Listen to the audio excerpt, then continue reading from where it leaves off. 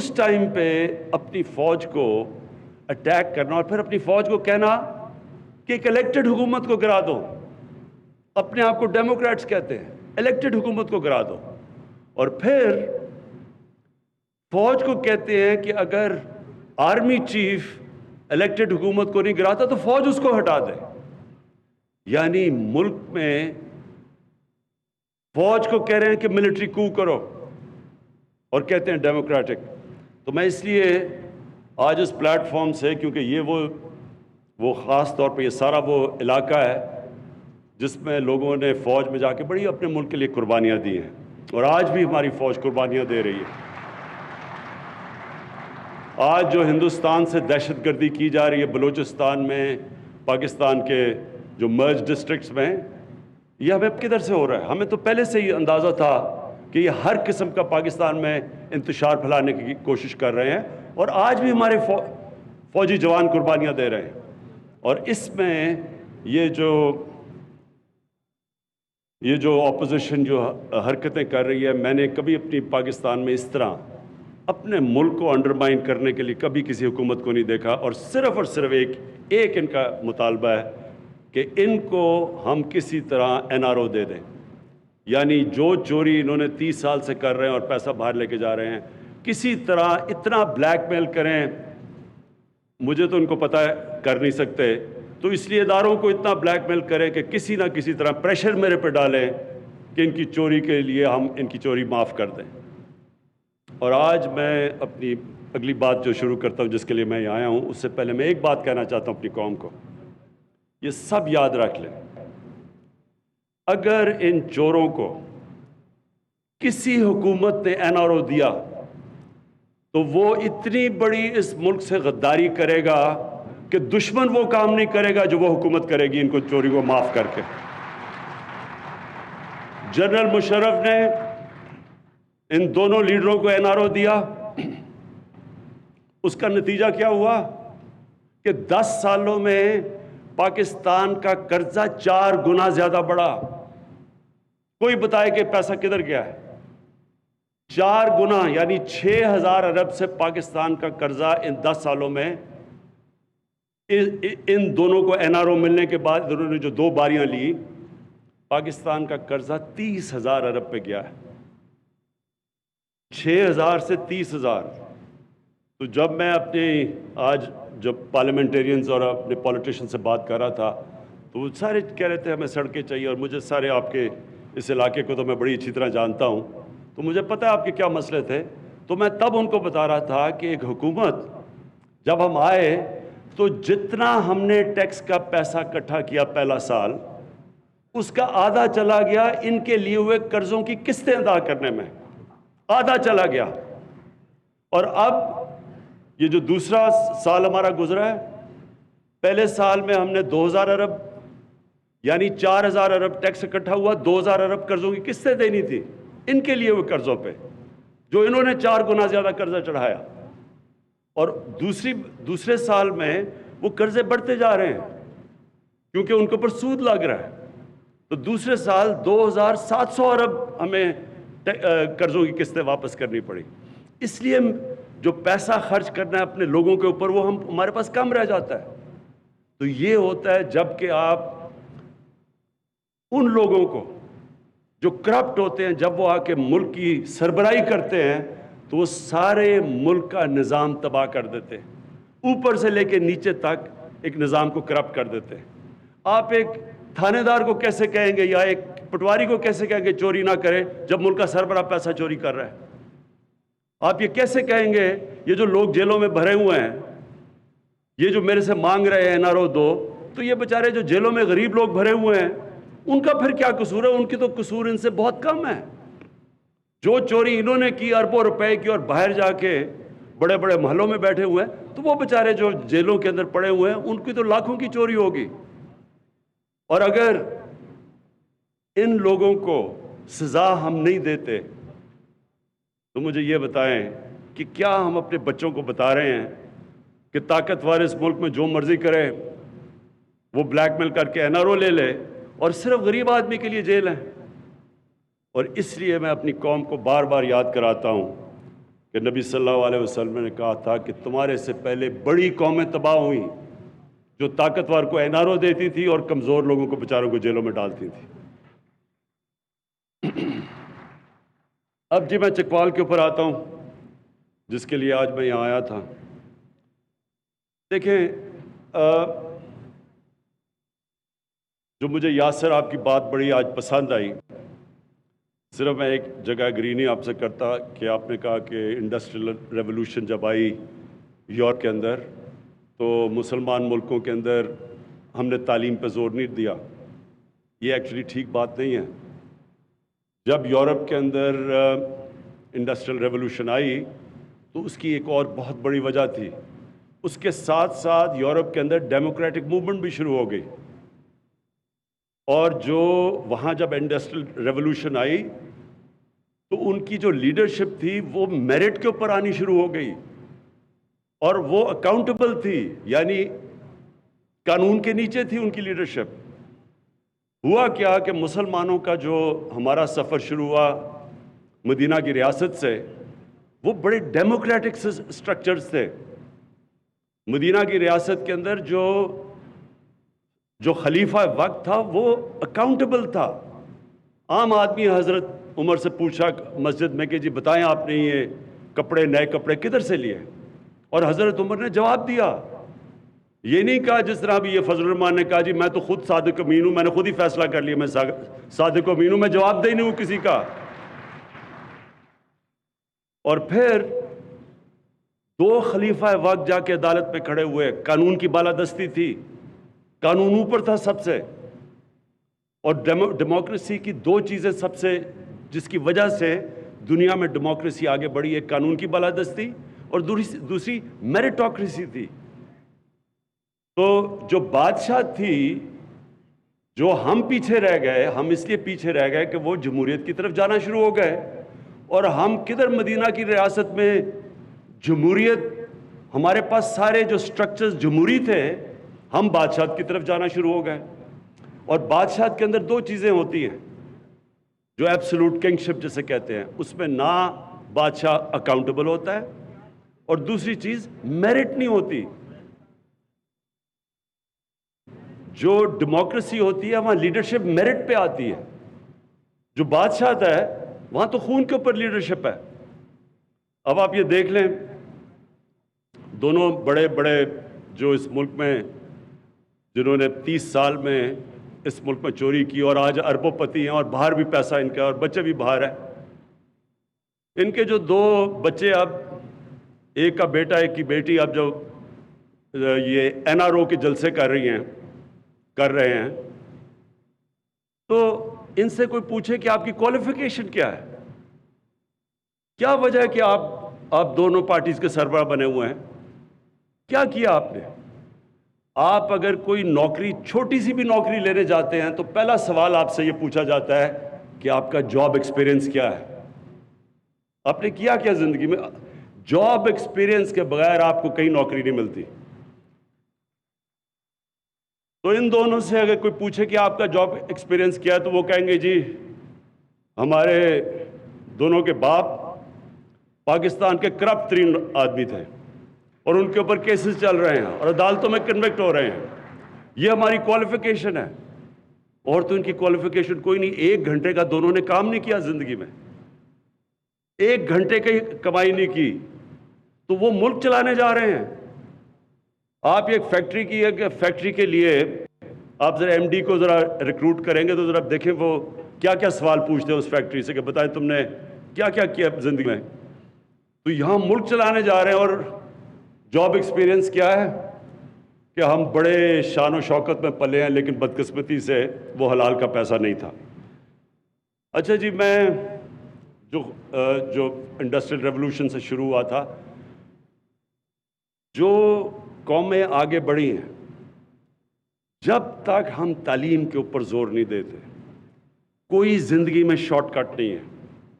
ہم اگر سمجھ رہے ہیں کہ تعلیم کے بغیر کوئی ملک آگے بڑھ جائے گا، یہ فیری ٹیلز میں بھی نہیں ہوتا۔ اس لیے نبی صلی اللہ علیہ وسلم نے جنگ بدر کے بعد ایجوکیشن ایمرجنسی ڈکلیئر کی۔ انہوں نے، حالانکہ پیسے نہیں تھے، برے حالات تھے، امہ کے بہت برے حالات تھے، جنگ بدر میں غریب لوگ تھے سب. اس کے باوجود انہوں نے کہا کہ جب قیدی کو واپس کر کے مکہ کے قیدی کو پیسے مل سکتے تھے، انہوں نے تب کہا کہ جو قیدی پڑھا لکھا دے گا 10 مسلمانوں کو، وہ واپس آزاد ہے. یہ ایک بڑی سوچ تھی. جو تعلیم ہے وہ امیجیٹ ریٹرنز نہیں ہوتے. ہمارا سب سے بڑا مسئلہ یہ ہے کہ یہ جو ہماری جس طرح کی ڈیموکریسی ایوالو کی، ہم 5 سال کا سوچتے ہیں جیسے جی 5 سال سے میں کوئی ایسا پروجیکٹ دکھا دوں، پھر اس کی اتنی اربوں روپیہ اس کے اوپر پبلسٹی پہ خرچ کر کے تاکہ اگلا الیکشن جیت جاؤ. لیکن تعلیم کے اندر اگلا الیکشن کا نہیں آپ سوچتے. جو گورنمنٹ اگلے جنریشن کی سوچتی ہے وہ تعلیم کے اوپر پھر زور ڈالتی ہے. اب ہمارا دنیا میں سیکنڈ ینگسٹ پاپولیشن ہے. اس آبادی کو جتنا ہم ویلیو ایڈ کر سکیں، ویلیو ایڈ کا مطلب کہ جتنی بہترین تعلیم، ہنر سکھا سکیں، ٹیکنیکل ایجوکیشن دے سکیں. اور دنیا اب کھڑی ہے ایک اور ٹیکنالوجی کی ریولوشن پہ. نئی نئی چیزیں آ گئی ہیں، آرٹیفیشل انٹیلیجنس، ایسی ٹیکنالوجیز اتنی تیزی سے ایڈوانس کر رہی ہیں.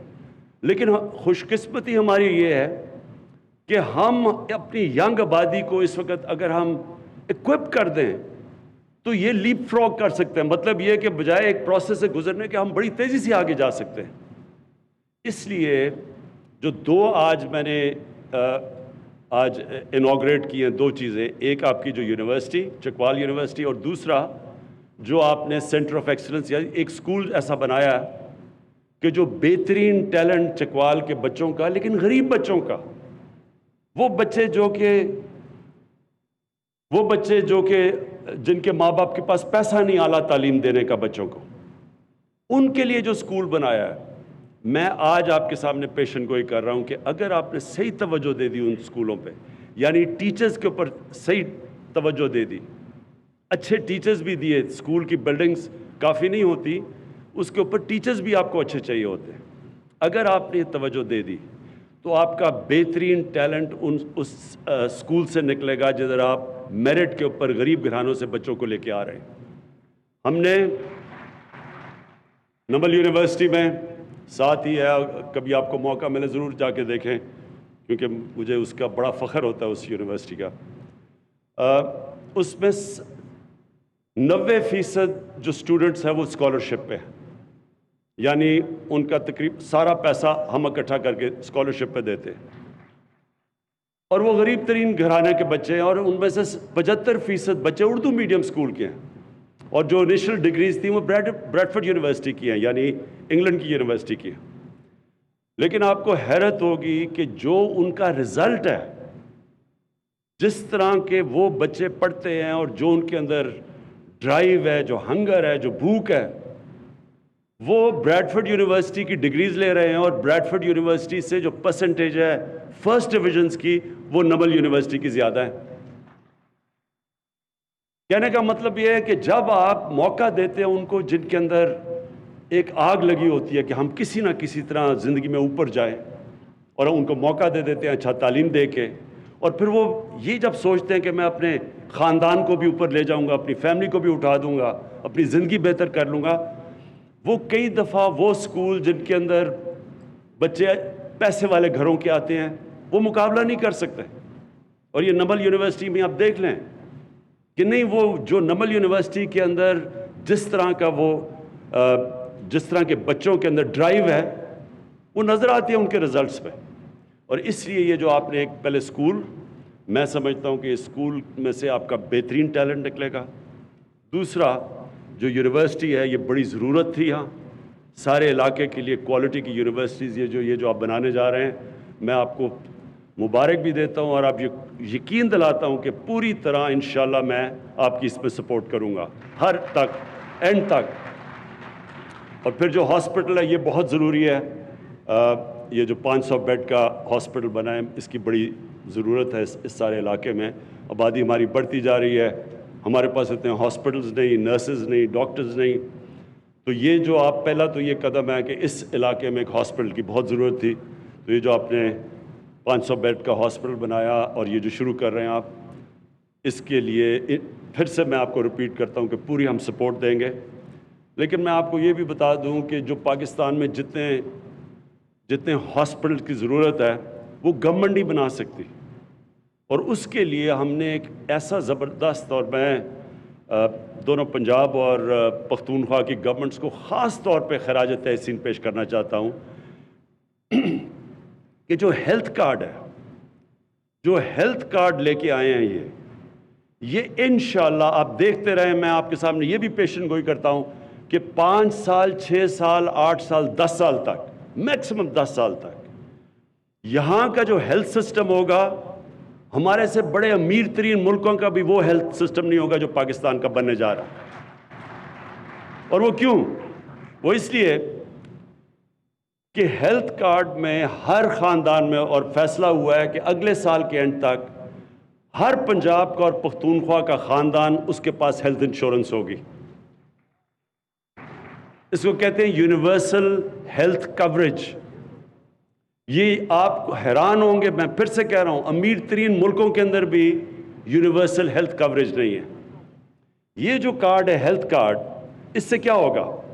اب تک کیا ہوتا تھا کہ اچھے پرائیویٹ ہاسپٹل صرف بڑے شہروں میں چلے جاتے تھے، کیونکہ پیسہ تو بڑے شہروں میں ہے، تو چھوٹے شہروں میں پرائیویٹ ہاسپٹل بناتا ہی کوئی نہیں تھا۔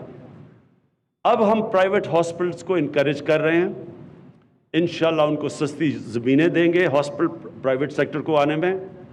ساری ان کی جو اکوپمنٹ پاکستان میں، ہیلتھ ہاسپٹل کی اکوپمنٹ پاکستان میں نہیں بنتی، ساری وہ ہم ان کو ڈیوٹی فری اجازت دیں گے باہر سے امپورٹ کرنے کی۔ اور اس کے بعد ہیلتھ کارڈ کی وجہ سے جب عام ہر گھر کے پاس ایک ہیلتھ کارڈ آ جائے گا گھرانے میں، تو کوئی بھی جا کے، اور ہیلتھ کارڈ میں آپ کسی بھی ہسپتال میں جا کے اپنا علاج کروا سکتے ہیں۔ یہ نہیں کہ صرف گورنمنٹ ہاسپٹل، کسی بھی پاکستان کے ہسپتال میں ہیلتھ کارڈ سے آپ اپنا علاج کروا لیں گے۔ اس سے یہ ہوگا کہ غریب ترین علاقوں کے اندر جب سب لوگوں کے پاس ہیلتھ فیملیز کے پاس ہوگا تو پھر پیسہ کا تو مسئلہ نہیں ہوگا، تو اس سے انشاءاللہ پورا ہم اپنا ایک ہیلتھ سسٹم کھڑا کریں گے پاکستان میں، جو کہ سارے علاقوں کو کور کرے گا، غریب علاقوں کو بھی۔ اور یہ میرا ایک مجھے انشاءاللہ جب لوگ کہتے ہیں کہ کیا، میرے سے پوچھتے ہیں کہ آپ کے جب 5 سال پورے ہوں تو آپ کیا چاہیں گے کہ پاکستان میں کیا چیز ہوگی تو آپ سمجھیں گے آپ کامیاب ہوں؟ تو میں 5 سال کے اپنے بعد سب سے پہلے یہ چاہوں گا کہ ہم اپنا جو قرضے ہیں، جو کرنٹ اکاؤنٹ، جو ہمارے ڈیفیسٹس ہیں، ایک بیرونی خسارہ ہے اور ایک اندرونی خسارہ ہے، تو میں یہ چاہوں گا کہ یہ دونوں خساروں کو ہم کم کر کے ادھر لے آئیں کہ پاکستان اپنے پیر پہ کھڑا ہو جائے۔ جو بیرونی خسارہ ہے وہ تو آپ کو، مجھے سب سے زیادہ فخر یہ ہے کہ پچھلے 5 مہینے میں جو ہمارا، جس کو کرنٹ اکاؤنٹ کہتے ہیں، اس کا جو سب سے بڑا خسارہ ہمیں ملا تھا 2.25 سال پہلے، آج میں فخر سے یہ کہتا ہوں کہ 5 مہینے مسلسل ہمارا جو کرنٹ اکاؤنٹ ہے وہ سرپلس میں چلا گیا ہے، اور 17 سال کے بعد یہ ہوا ہے۔ اب دوسری زور لگانا ہے کہ اپنا جو فسکل ڈیفیسٹ ہے، یعنی ہماری جو آمدنی ہے وہ ابھی بھی کم ہے، ہمارے خرچے زیادہ ہیں، لیکن ابھی تک مجھے اس کا ابھی تک یہ فخر ہے کہ آج اگر ہمیں قرضوں کی قسطیں واپس نہ کرنی پڑیں، جو کہ قرضے انہوں نے پچھلوں نے لیے تھے، تو ہم نے اپنی آمدنی اور خرچے کو اب بیلنس کر لیا ہے، یعنی ہمارا خسارہ نہیں ہے۔ اب خسارہ تب آتا ہے کیونکہ ہمیں یہ قرضوں کی قسطیں دینی پڑتی ہیں، اور انشاءاللہ وہ آمدنی ہم بڑھانے کی پوری اب زور لگا رہے ہیں، اپنے ملک میں ویلتھ کریشن کر رہے ہیں، اور مجھے پورا یقین ہے کہ انشاءاللہ جب اگلے ہمارے 5 سال پورے ہوں گے تو یہ سب سے پہلے تو یہ کہ جو قرضوں کا بوجھ ہے انشاءاللہ اس کو کم کریں۔ اس کے بعد جو دوسری چیز ہے کہ عام آدمی کی زندگی بہتر ہو۔